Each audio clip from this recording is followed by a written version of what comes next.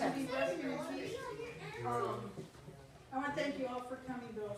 It means a lot to me and my family, and we just love you all. And Mama's not suffering no more. You know, she's in a better place than we are, to be honest.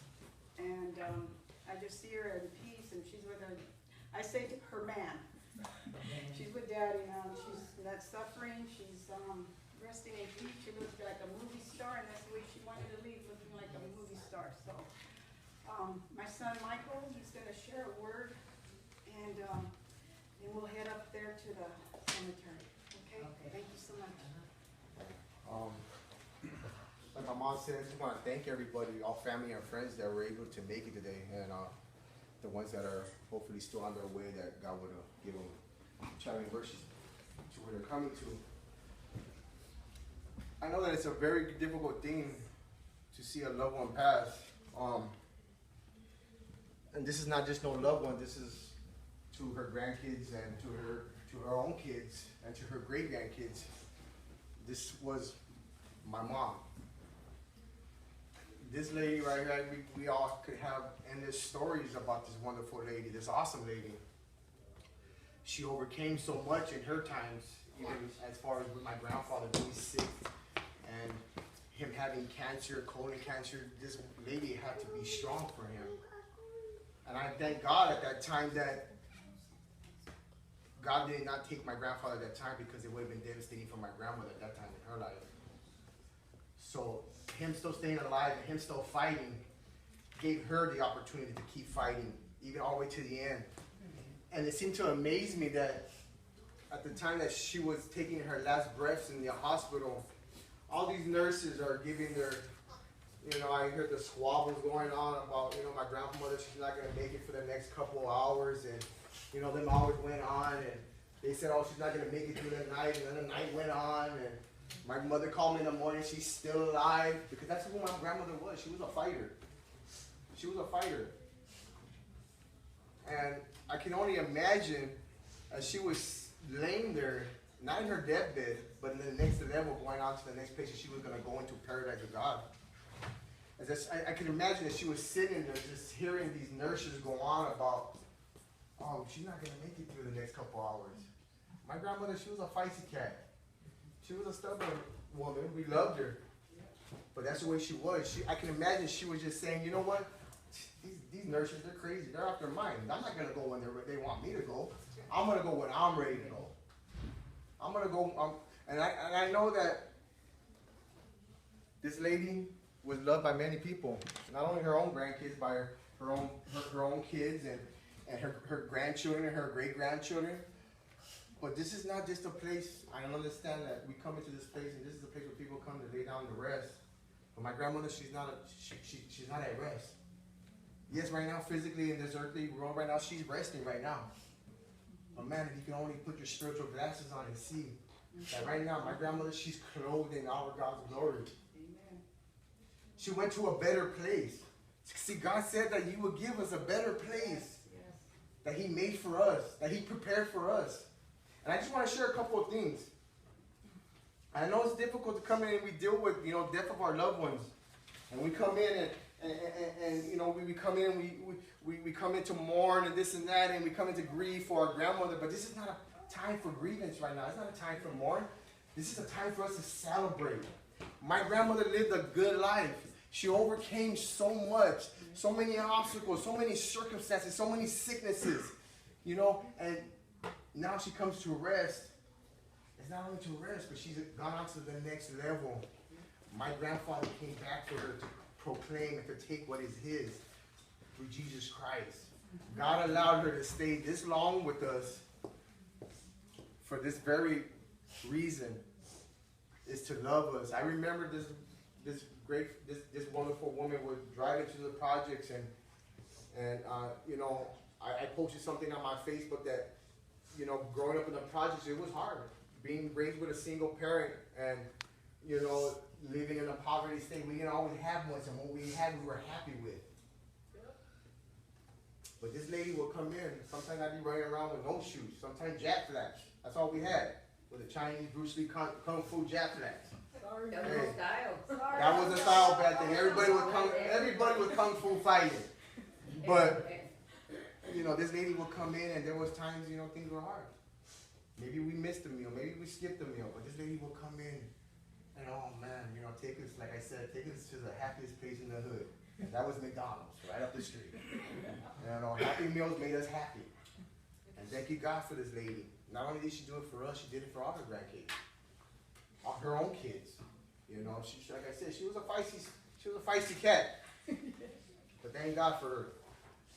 I may not stand here today inherited millions of dollars, but I thank God that I had done research on my family tree. Her own father is what God has called me to do, is to be a pastor, to be an evangelist, to go out there and to speak to those who are blind out there in the world. So I thank God for this woman, because my great-grandfather, he laid the foundation for me.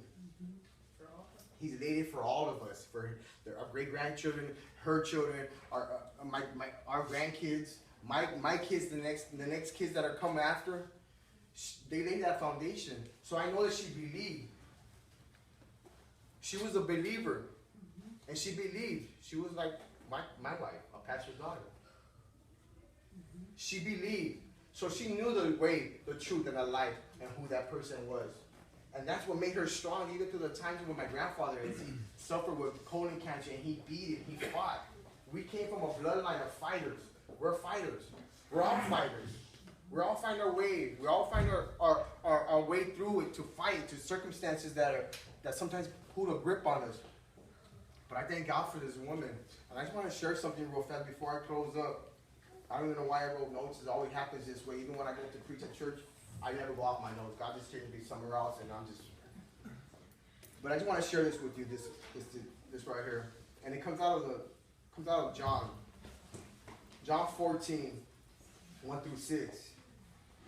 And the Word of God says, do not let your hearts be troubled. Don't let your hearts be troubled. For this woman, she's in a better place. She's in a better place than we are right now. We have to still live in this world, this darkness of a world that we live in. But don't be troubled. God is speaking right here. He said, don't be troubled. Don't let your hearts be troubled. I love her too. I want to cry. I want to weep. But this is not time to weep. It's a celebrate. Today is celebration day. So don't let your heart be troubled. You believe in God, we also believe in me. My Father's house has many rooms. God has already prepared a place for this woman. She's already prepared a place for my grandmother with many rooms. And this is a room. This is not, we're not talking about no Motel 6. We're not talking about the Shiloh or the Hyatt or the Hilton. We're talking about, there you go, guys. We're talking about a better place. Yes. That she's at now. Amen. So our Father's house has many rooms.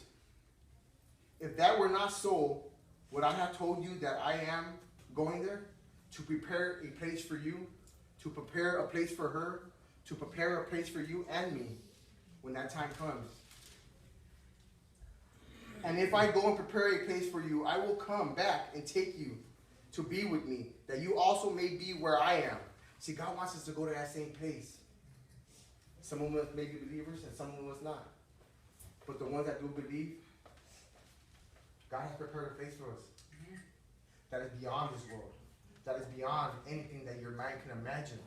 And that is the kingdom that has many rooms. Right now, this lady, this woman right now, she is, if you were to put your spiritual glasses on, she is right now wrapped in God's all his glory.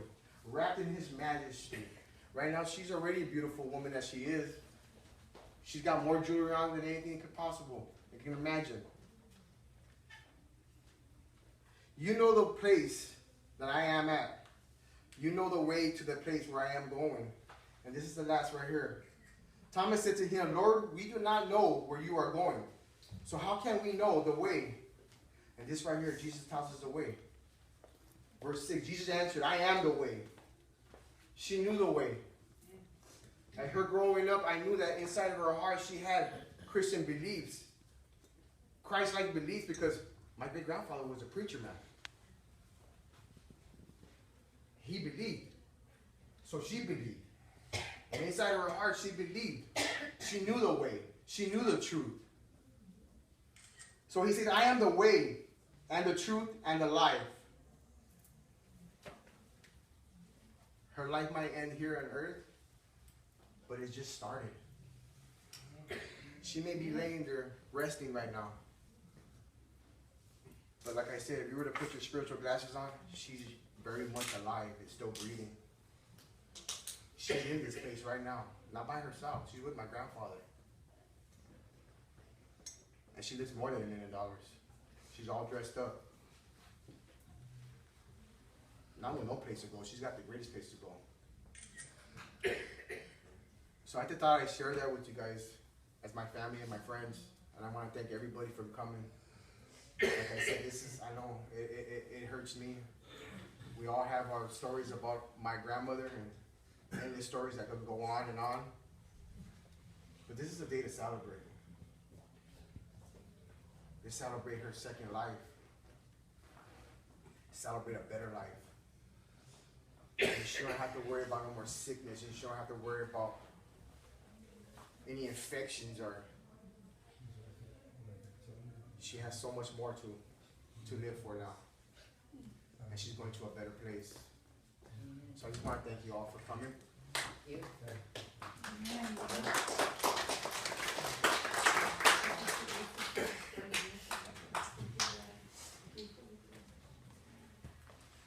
So we're gonna be getting ready pretty soon to go up to the